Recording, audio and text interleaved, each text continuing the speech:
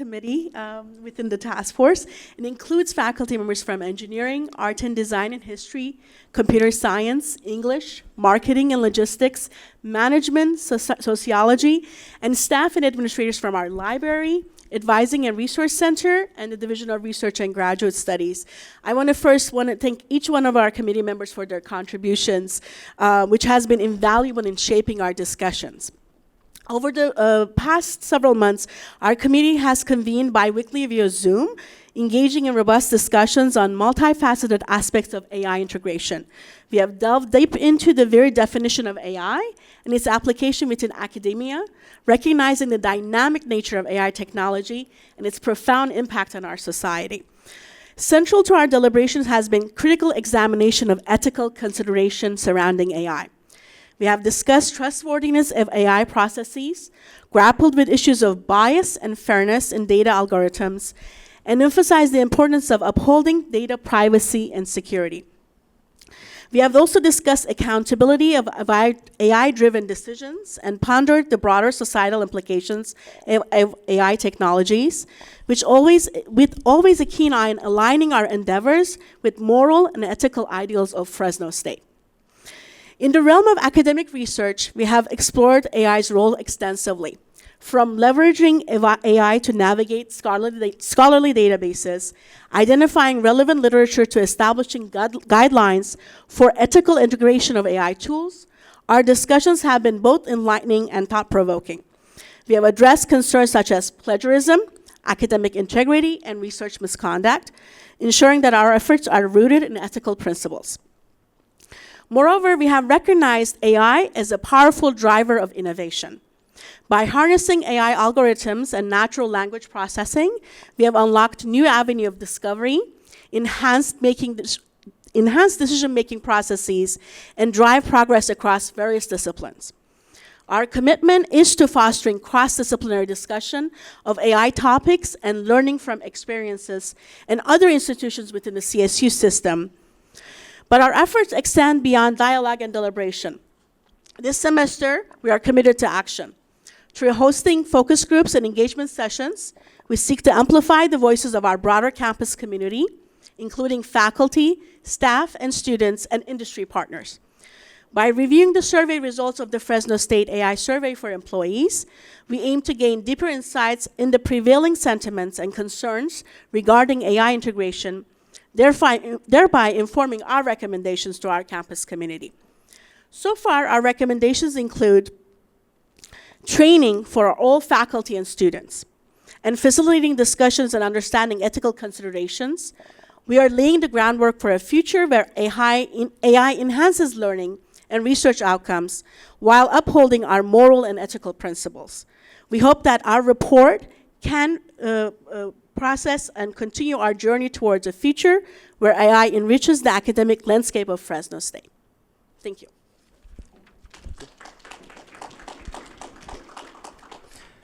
Next, we have the Security and Classified Data Subcommittee. If you could just introduce yourself. And yes, my name is harder, so I'll go for it.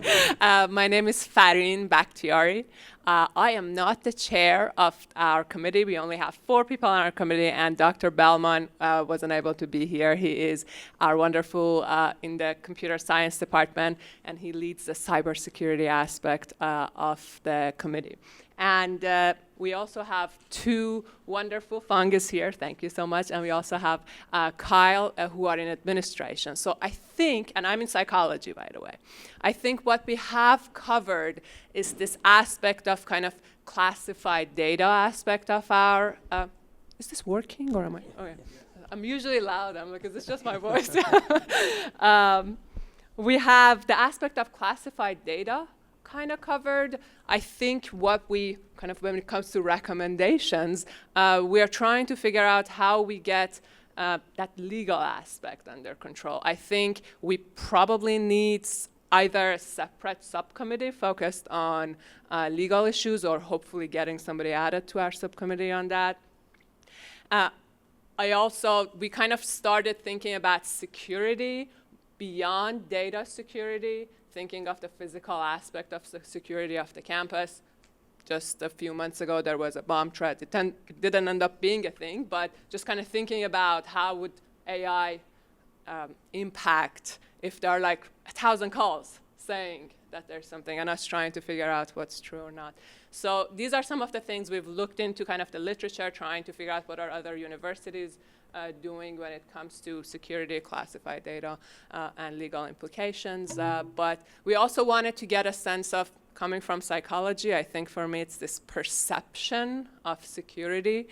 Do we feel safe? So we got the idea, and thank you so much for putting the survey out. So we're going to get some data about overall perception of what the campus community feels about AI, but also the security aspect of it.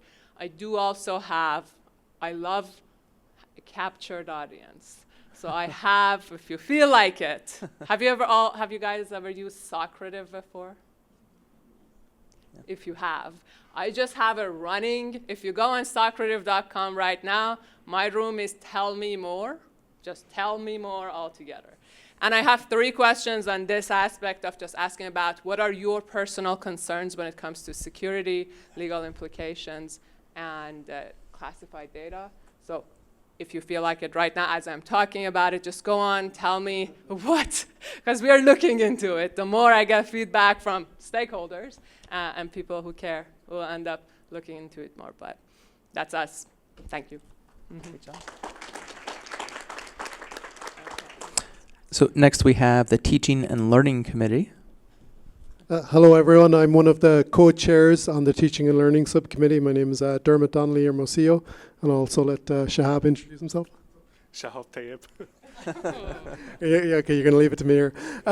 So in terms of the Teaching and Learning Committee, we had 10 people on that committee, and we had some fantastic discussions about aspects of AI within the classroom, thinking critically about needs for both students and in turn instructors and faculty. So there was various types of discussions. Again, I think a common thing that comes up with more recent discussions of AI, I think some of these headlines can be sensationalist about like students cheating, but we fought hard against any type of perspective like that. We actually pushed about like, well, where are there resources to support students? If they're going to be using these tools, how are we facilitating that?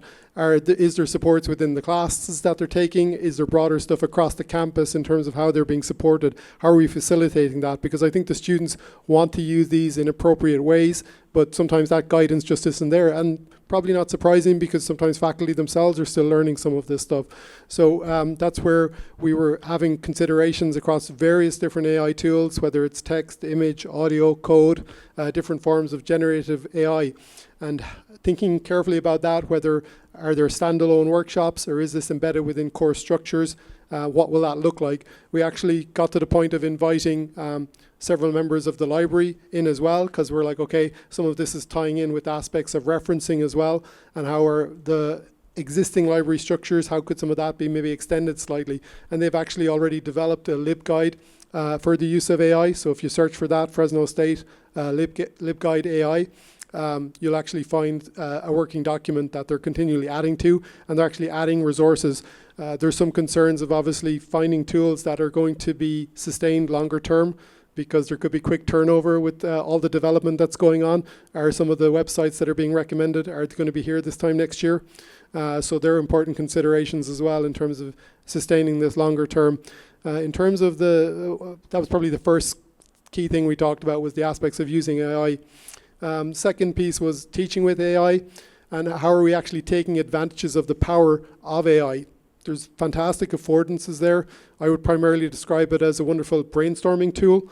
I wouldn't say obviously that we copy and paste anything like that, but it could get you started on moving forward in a process. And how do we support faculty with that in terms of the types of tools that are coming through? There's also implications for that in terms of policies, whether that's at department, college or university levels, in terms of transparency and aspects of fairness and how we communicate that within our usage. Do we as faculty communicate that to our students, that maybe parts of our syllabus were developed by AI? Are we being transparent with our students about that in terms of maybe assessments that we're developing? Are we asking those critical questions of ourselves? It's very easy to project towards students, but are we looking inwards and asking those questions? Are we being transparent about our own usages of AI and are there guidelines for that? Where do we find that? The third piece that I've kind of alluded to already was the referencing AI. There are more resources coming through just to support students and showing them how to effectively reference it and be transparent in their usage of AI. Fourth one we talked about, and there's only 5, I'm not going to go too long, was syllabus template language. So I'm actually part of the CSU Chancellor's Office initiative in terms of doing AI instruction for faculty at the moment. So I'm currently working with a lot of San Jose State faculty talking about aspects of AI within that course that we have through the Chancellor's Office. And as part of that course, they get an opportunity to review other syllabus template language, and they also get an opportunity to generate their own syllabus template language and start to think about what are things they might like to incorporate within their own course structures. So that's been fun to see the various different types of things that people consider within those policies. Just shout out to Natalie there from the Ideas Centre. Where are you, Natalie? We have put up some of that information on the Ideas Centre website. There are some sample syllabi statement there for you. If you haven't checked that out, please do. Another fantastic resource. And please obviously communicate with Natalie and others in terms of other ideas that you might have. We've been clear to, I think, steer clear of like policy. Well, for the most part, we want to encourage the use of AI, for better or worse. And I'm glad that the president mentioned, Eric is one of my grad students that you mentioned about the train leaving. So we've had that discussion where I don't know that it's necessarily the best policy to tell students not to use AI at all. So I don't know that I agree with those syllabi statement, but people are free to disagree with me on that. But I think it's already in motion. I said we've got to find ways that where are the limitations of how we want students to use it and specifying that within our syllabi. Lastly, and the point I'll finish on is equity issues. Many of the AI tools that are currently available have many paid options. So are we just entrenching a new form of advantage to certain students who can afford it? So as in if I can pay for the top tool and it's giving me all fantastic resources and I'm the one getting the A's in the courses, how is that fair on other students who would have gotten an A as well, only they just can't afford that particular AI tool? So I think we need to think carefully about that, especially within a diverse student body. Thank you. So just 3 more bullets if we can, we have time. So one is basically, as we are here, right, we are essentially champions of AI on our campus. So it's very important for us to not only just like learn it, but you also need to become the ambassadors of this. For example, the AI survey that all of us are talking about, because without your input, right, that survey is meaningless. The questions were formed by all the committees, etc. That's one. Bullet 2, so it is also very important that we recognize the fact that just like we always talk about the advent of calculators, and in the 90s, like New York teachers were demonstrating on the street on why calculators should be banned by school districts. And unfortunately, AI is having a similar fate, at least across the CSU when I talk to colleagues, right? So, and I know it's not in this room, that's why you are here, but back to the championship part, right? So we are the ones who need to share the best practices, best guidelines with our own departments, units, etc. And the last part was the composition of our 10-person subcommittee. We actually have colleagues from 5 colleges, as well as library, and 2 staff. So I think we are pretty much trying to cover all grounds. That's it. Thank you. All right, next we have the University and Academic Policy Committee, the most exciting one for sure. Yes. Where's the pop? Oh, okay. Yeah. Use the click. Yeah, I'll just, I don't see it. Where is it? Oh, it's over there. Yeah. Okay. All right, so my name is Maurice Ndole, and I'm the Communications and Media Specialist for the College of Science and Mathematics. And I was very, very honored to be part of the University and Academic AI Policy Subcommittee. And I'm not the chair of the committee. I was just asked to come and present what they worked on. The group worked very hard. And our chair could not make it because she has a class that goes on around this time. So thank you very much to the entire committee for what they did. So the main objective of what we are doing, we came up with an objective statement, which is Fresno State University and academic AI policy aims to use AI tools responsibly in teaching and research, ensuring academic integrity and ethical use of the technology. Our subcommittee policy proposal seeks to enhance learning and keep the university at the forefront of AI advancement. Recognizing the rapid development of AI technology, the policy must be dynamic, with regular reviews recommended to ensure Fresno State leadership in AI technology. This approach supports continuous improvement and adaptation to new opportunities and challenges in AI. And as part of our deliberations, we looked at several schools, and one of the schools we looked at was Stanford. And one thing we noticed off the bat is Stanford is very open. They don't have like a static policy about AI, and they're looking at expanding it, and they have a sense of welcoming people to, or their students or their community to work on AI. So we came up with 12 policy guidelines, and we created a rubric with SMART goals. And the rubric were based on what we decided we gauge as the impact of AI down the road. According to the PricewaterhouseCoopers report, which came out in 2015, and then it was revised again in 2019, the estimation is there will be a 15.7 trillion potential contribution of AI to the global economy, which is an impact of about 26% boost to the GDP in local economies. So our policy guidelines were divided both in academic and university guidelines, and the 12 of them are ethical considerations, education and training, research and innovation, accessibility, which is a huge thing, accessibility in every sense of the word that you can think of, be able to visualize, be able to interact with it on a pedagogical fashion, or any way of accessibility. We are imagining that in the academic and university policy. Data governance and compliance, or to emphasize compliance. And in that, we are thinking about things like AI Bill of Rights, and we were very fascinated to see that the White House did come up with an AI Bill of Rights, which they put out, which is available for people to see, and we'll attach that in our reports, in our final report. Security and cybersecurity, and you'll notice that some of the themes of the things we are talking about are kind of overlapping with other subcommittees as well. Public engagement, we thought that public engagement is very important because AI is something that people are still learning. There's a lot of apprehension about AI. There's a lot of confusion about it. So I think as a university, we need to be a leader in engaging the public and talking about it. Evaluations and continuous improvements. The technology will change and we'll have to change with it.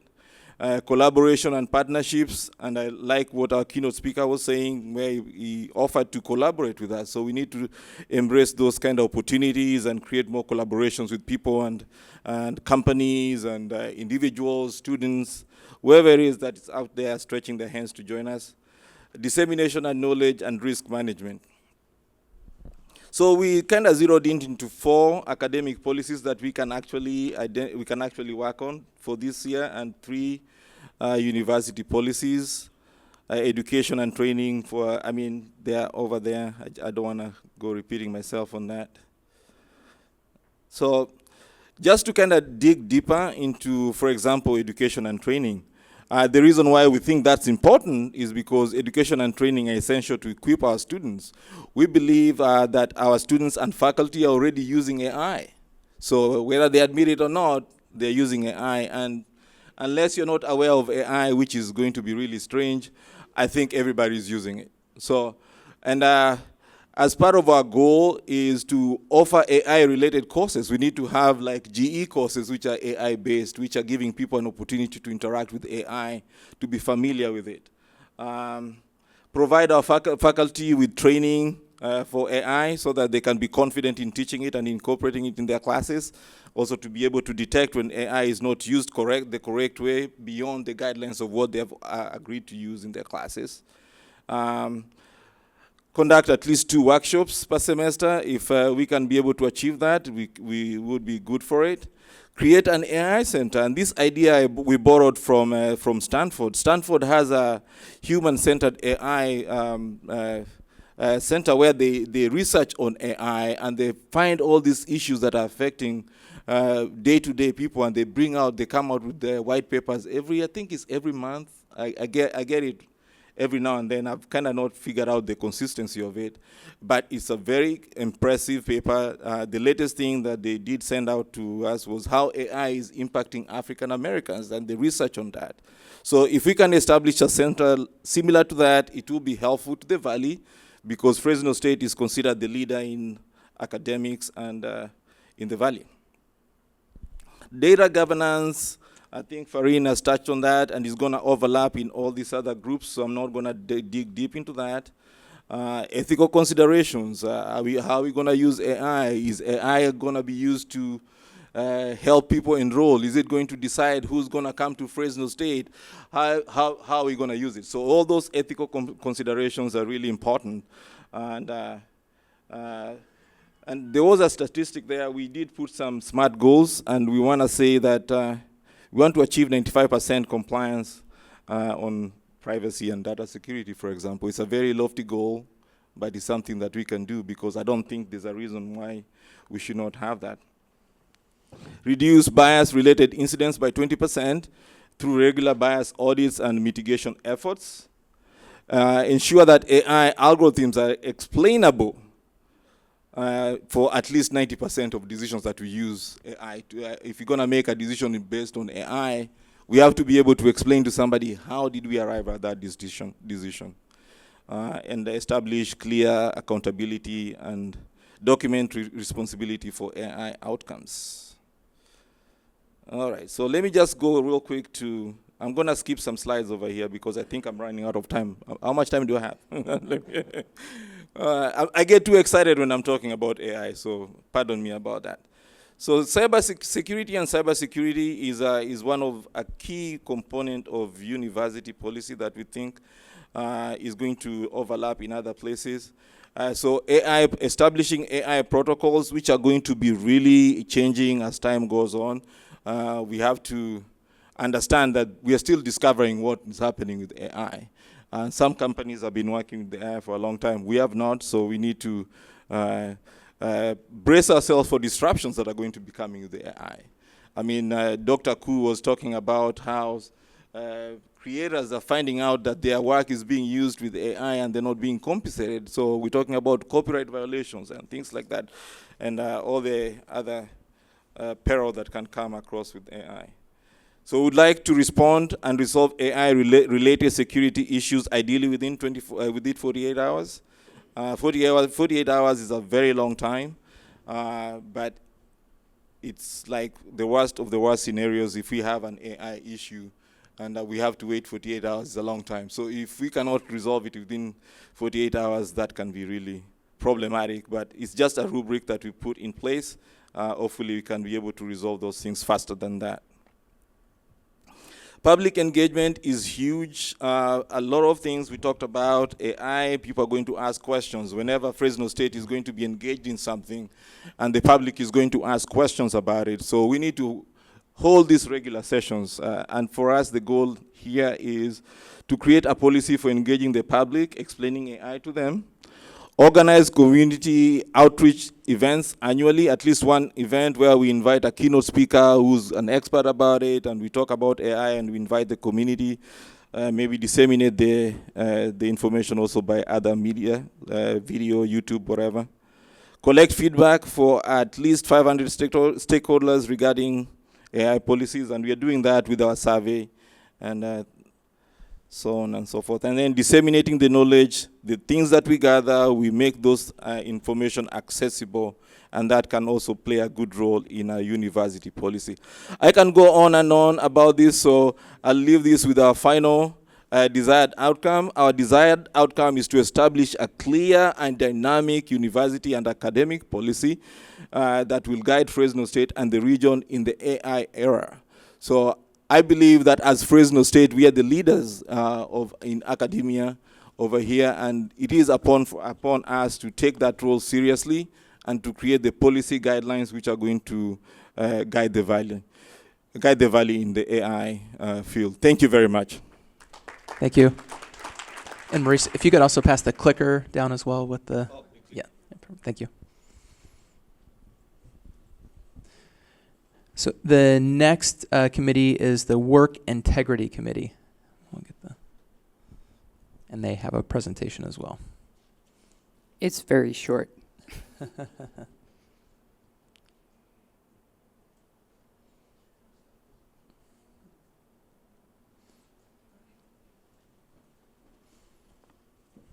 Hi, good afternoon.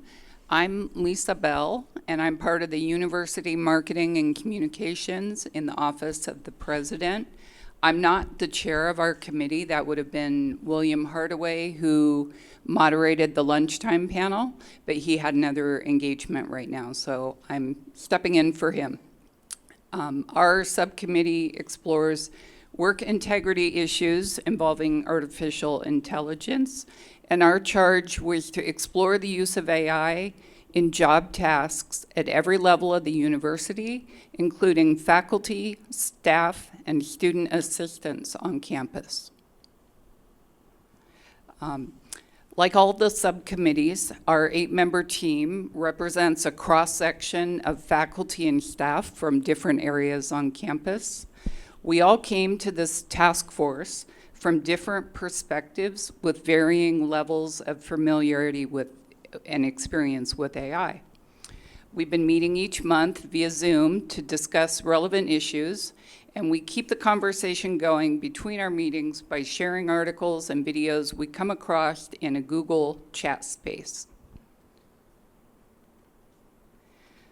Over the past few months, we've come together with lots of questions about AI and ethics and how those filter into a work integrity lens. This slide behind me highlights just some of the questions. I'm sure that, as others have mentioned, there's a lot of overlap, like things that we're talking about or things that have come up with other subcommittees. I first heard about ChatGPT from a friend of mine who's a Fresno State history professor in December of 22, so just like a month after ChatGPT debuted. She was very alarmed about how students might be using AI to cheat or use it to plagiarize things. And she told me, knowing that I work on campus, she's like, the university needs to establish protocols for this right away. And it was that conversation outside of work that sparked my interest in joining this task force. While much of the news about AI seems very recent and dramatic, our subcommittee has also talked about forms of AI that have been helping us in more subtle ways for years. Things like predictive text, writing aids like Grammarly, and editing suggestions in the Google Work suite. Looking at AI with a broader perspective helps us see how it can be used for good and improve quality of life and work, and that makes it a little less alarming, I think. So where we are now, we've started to narrow the focus of our discussions and trying to highlight some of the areas that we see as critical issues and concerns that we've identified. This slide lists some of those. How do we onboard and train employees about AI? Can AI be used ethically? How can it be used ethically? What are privacy and data security concerns, again, with the overlap with other teams? What role does bias play in AI training? So we prepared a brief activity to incorporate your thoughts, again, taking advantage of the captive audience that we have here today, to get your, how would you prioritize the top 3 issues, concerns, or key areas? So if you scan this QR code with your smartphone, it should take you to a web page where you can drag your top 3 concerns into a box. So go ahead and take a second to do that now.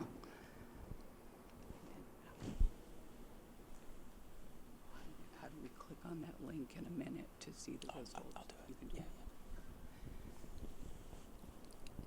And then Brad is going to help when everyone has had, we'll give you a minute to do that, and then we'll take a look at what the ranking is that you've come up with.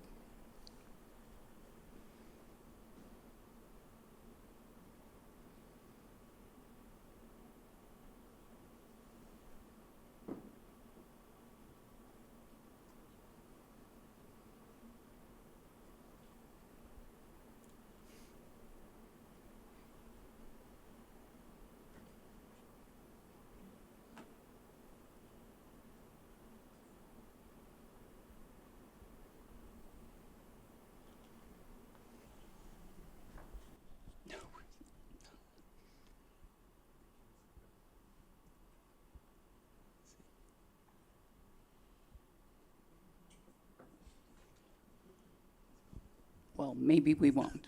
Yeah, it doesn't seem to be working.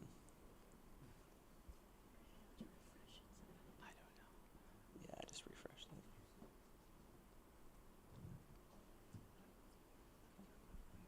Well, we will explore your input when we get back and meet again as a team, and I'd like to thank you all for your time this afternoon. I'm sorry that didn't work.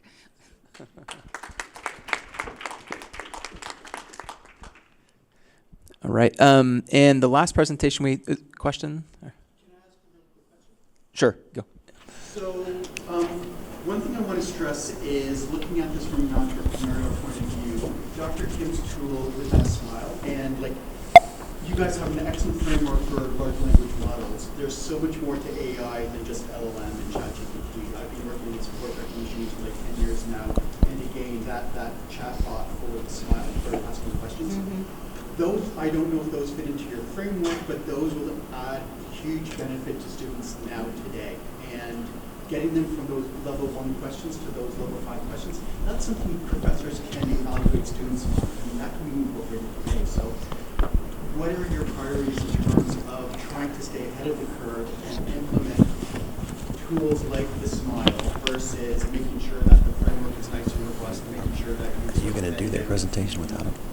the ChatGPT issue? I'll take that from academic research and innovation. I think the biggest problem we have at Fresno State is not all of our faculty, staff, administrators are educated. Like my colleague here, I did not know about any AI tools until probably about 6 months ago, clearly, and I'm in research administration. I do work with grant proposals all the time. So I think with all of us, be it in education and learning and teaching or supporting our faculty and staff, we need to be trained. We don't know what tools are out there. I had an aha moment with our faculty members from engineering when he shared with me there were 50 plus tools that I had no idea in AI that could assist. Since then, I have trained myself, and I'm starting to slowly utilize tools to, submit grant proposals where I use editing tools, perhaps, to support our faculty. But I think the primary concern I have is we don't have those tools yet. We need to be trained so we understand what AI can do, because it's an impressive tool. I don't think we should be scared of it. We need to let our students know what it can do, but we need to educate them. I think that's my, when our colleagues in academic research and innovation, that's their number one recommendation, that we need to be trained and we need to know what is out there.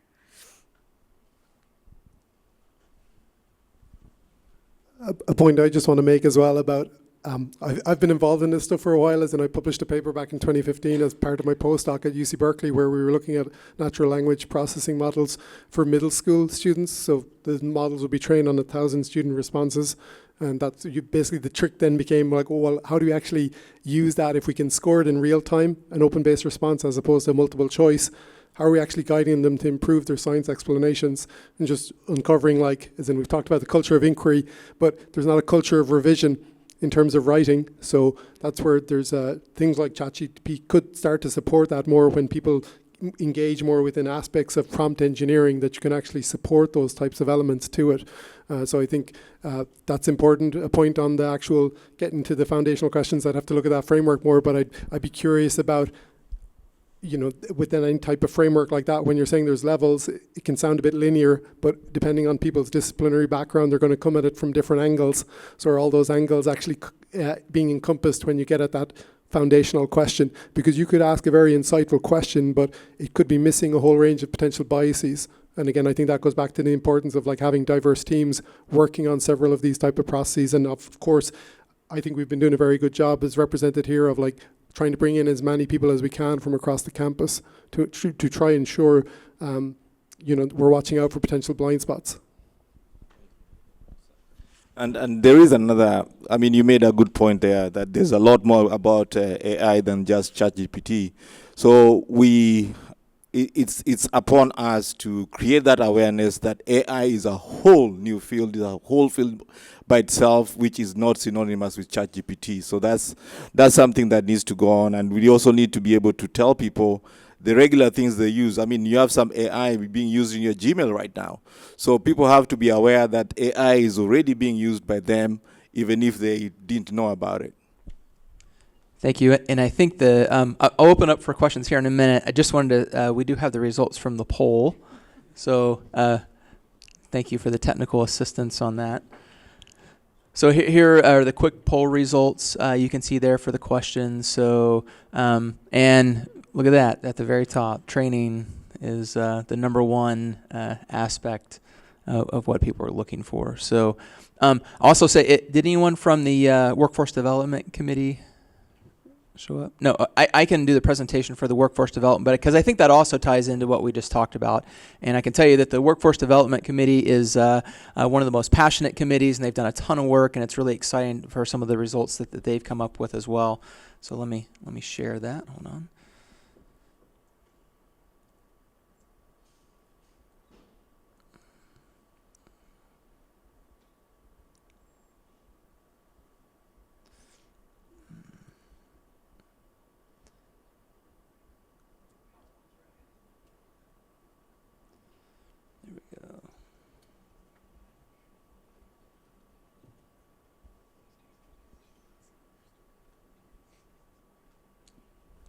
Great. Got it. Yeah. Just took a minute.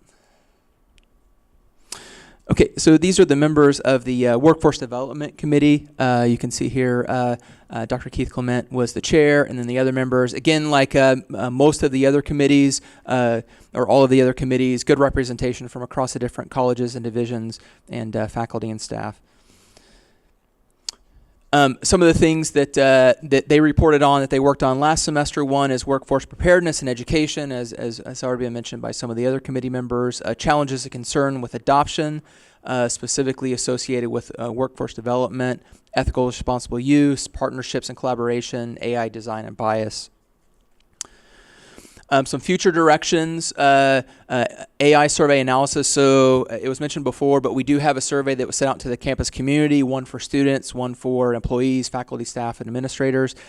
So they'll be looking at those results, as will the rest of the committee. There's also potential, they like to hold some focus groups. So one of the questions in that survey says, would you be willing to meet with a group to discuss some of these issues? So if you select yes to that, some of these committees, specifically the Workforce Development Committee, may reach out to you and see if you'd like to do a focus group. Preparation of the final campus report, I'll mention that here in a few minutes. And then grant development. So one of the things that the Workforce Development Committee is really interested in is developing, looking at different grants, NSF grants or things like that, potentially, as was mentioned before, an AI center, and finding the resources to make that happen. So I know that was one of the directions that they were really excited about. And there were some other grant opportunities that they had discussed as well as far as workforce development. So that was the report from the Workforce Development Committee. We do have a few minutes if you have other questions. I think there's one in the front here. Thank you. Thank you. It's not quite a question, but it's inspired from this gentleman.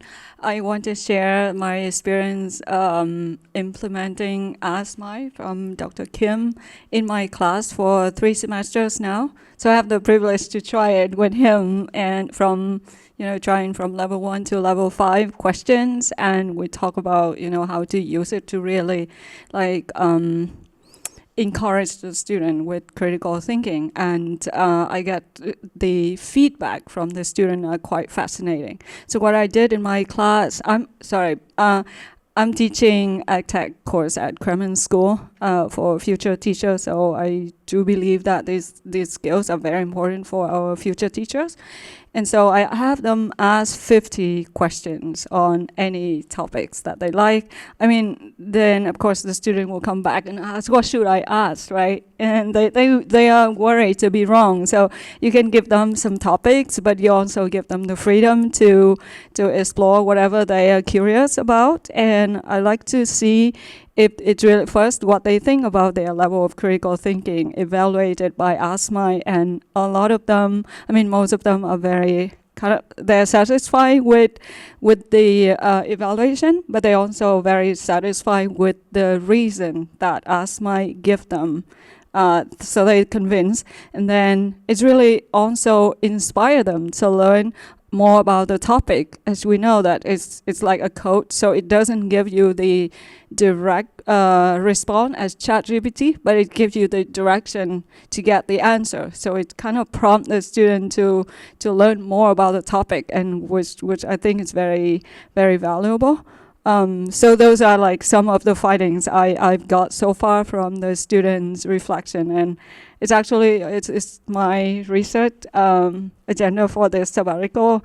I like to see how across the board for 3 semesters how the student evolves over the act of asking questions. So I just want to share that, and if anyone is interested in talking more about this, I'm happy to. Thank you.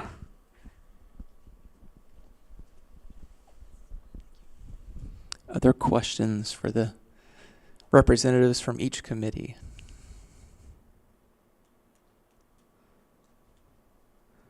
No?